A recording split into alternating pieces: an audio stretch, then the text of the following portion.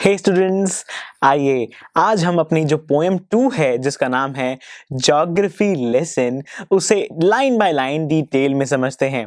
अब आप सोच रहे होंगे कि इंग्लिश में ज्योग्राफी का लेसन कहाँ से आ गया। तो घबराने की कोई बात नहीं है। ऐसा नहीं है कि हम इंग्लिश में एसएसटी पढ़ने वाले हैं, ऐसा बिल्कुल भी नहीं है। बल्कि हमारे यहाँ पर जो इस पोएम के पोएट हैं जिनका नाम है जुल्फिकार घोष, उन्होंने बहुत ही ब्यूटीफुल तरीके से ये डिस्क्राइब किया है कि जब वो एक जर्नी पर जाते हैं, एक एरोप्लेन में, एक जेट में बैठकर कहीं जाते हैं और अपनी सिटी को हाइट से ऑब्जर्व करते हैं, तो वहां पर उन्हें किस तरीके की ज्योग्राफी देखने को मिलती है, किस तरीके का व्यू देखने को मिलता है, उन्होंने ये डिस्क्राइब किया है। ऊपर से देखने पर उन्हें बहुत सारी चीजें बिल्कुल क्लियर हो जाती हैं, लेकिन एक सवाल ऐसा है, एक चीज ऐसी है जो उन्हें क्लियर नहीं होती।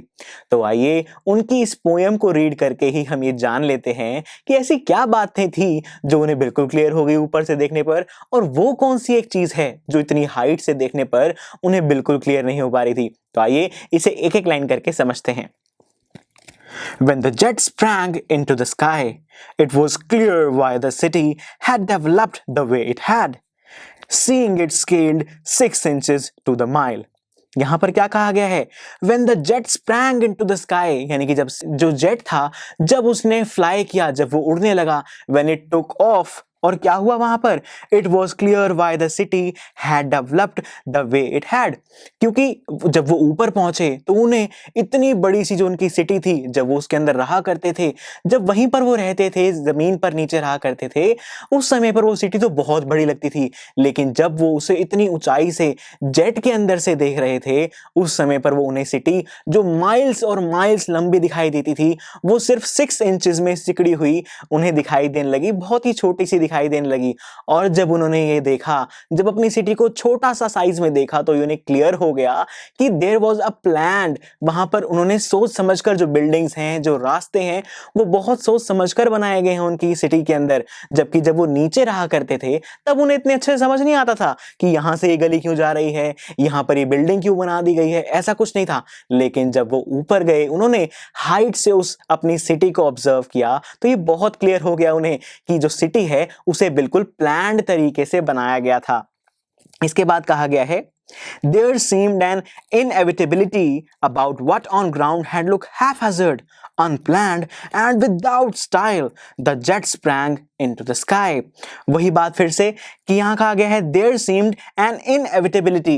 Inevitable का मतलब होता है जिसे अवॉइड नहीं किया जा सकता, या फिर अगर मैं दूसरे शब्दों में कहूं, जो कि सर्टेन है, जो कि बिल्कुल पक्का है। तो यहां से जब उन्होंने ऊपर से देखा कि ये बिल्कुल पक्का दिख रहा था कि जो नीचे से जो सिटी है, जब वो रहते हैं तब वो बिल्कुल हैफहैजर्ड सी, बिखरी हुई सी, बिना प्लानिंग की लगती है।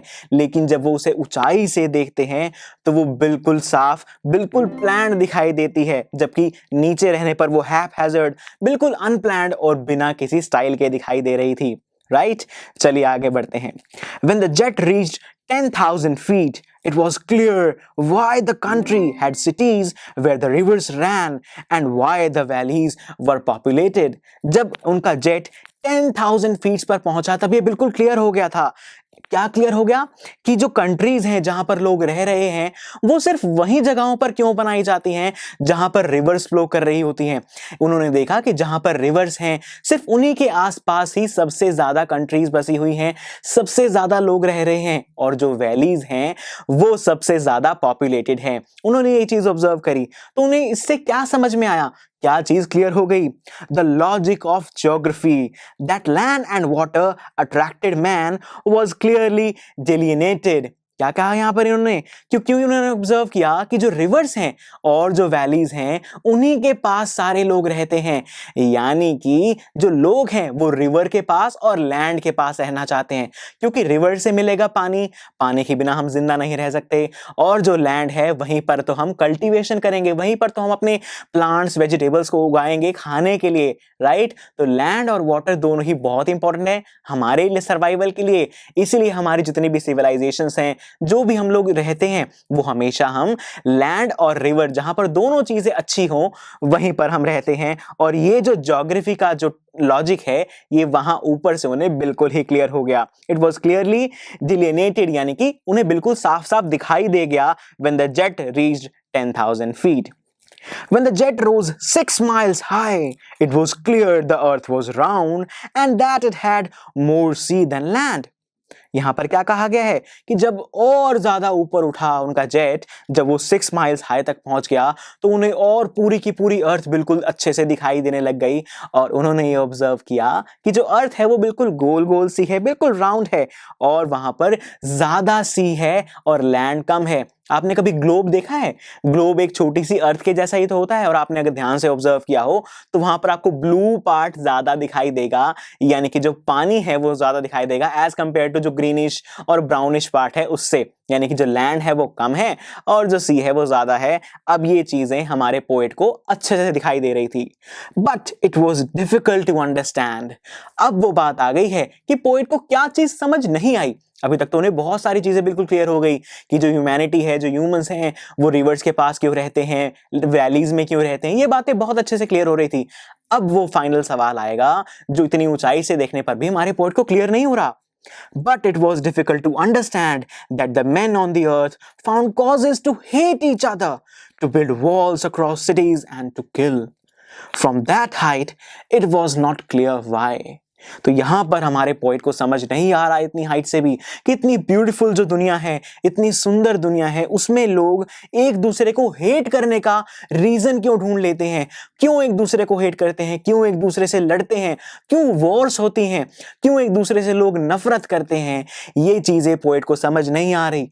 क्यों उन्होंने इतनी ब्यूटीफुल लैंड को बॉर्डर्स में, सिटीज में, कंट्रीज में डिवाइड कर दिया है कि ये हमारे लोग हैं, ये हमारे लोग नहीं हैं, ये हमारी कंट्री है, ये हमारी कंट्री नहीं है। उन्होंने ये बॉर्डर्स क्यों बना दिए हैं, ये सवाल हमारे पोएट को क्लियर नहीं हो रहा है। उन्हें ऊपर से देख के बहुत सारी चीजें क्लियर हो गई, लेकिन उन्हें समझ नहीं आया कि लोग लड़ते क्यों हैं, क्यों इतनी नफरत है लोगों के दिलों में एक दूसरे के लिए, क्यों लोगों ने सिटीज में बॉर्डर्स बनाकर एक दूसरे को अलग अलग कर दिया है। ये हमारे पोएट को यहाँ पर समझ नहीं आ रहा है। और इसी के साथ हमारी ये जो पोएम थी ये हो जाती है यहाँ पर कंप्लीट। तो बेसिकली जो ज्योग्राफी लेसन इसका टाइटल है वो बिल्कुल एप्ट है, क्योंकि इस चैप्टर में ज्योग्राफी के जितने भी लॉजिक है वो बिल्कुल से सही से क्लियर हो पा रहे हैं, लेकिन ह्यूमंस के जो लॉजिक है ना, जो ह्यूमंस का मन है कि वो एक दूसरे को हेट कर रहे हैं, वो एक दूसरे के लिए बॉर्डर्स क्रिएट कर रहे हैं कि नहीं आप यहां नहीं आ सकते, हम वहां नहीं जा सकते, ये चीजें हमारे पोएट को क्लियर नहीं हो पा रही हैं। सो स्टूडेंट्स, हमने इस पोएम को अच्छे से रीड किया, एक एक लाइन को अच्छे से समझ लिया। चलिए फिर अब मैं मिलता हूं आपसे नेक्स्ट लेक्चर में, जहां पर हम इसकी जो बैक एक्सरसाइज गिवन है, जहां पर कुछ क्वेश्चंस हैं वर्किंग विद द पोएम से रिलेटेड, उन्हें हम डिस्कस करेंगे। So see you there. I am sure students आपको ये लेक्चर बहुत ही पसंद आया होगा। तो अगर आप अपने हर कंसेप्ट को इतने ही मजेदार और इंटरेस्टिंग तरीके से क्लियर करना चाहते हैं तो डाउनलोड कीजिए हमारी PuStack ऐप, जहां पर आपके लिए और भी बहुत सारे ऑप्शंस अवेलेबल हैं, जैसे कि sample papers, back exercise solutions, written answers and much more. So what are you waiting for? Download the app now.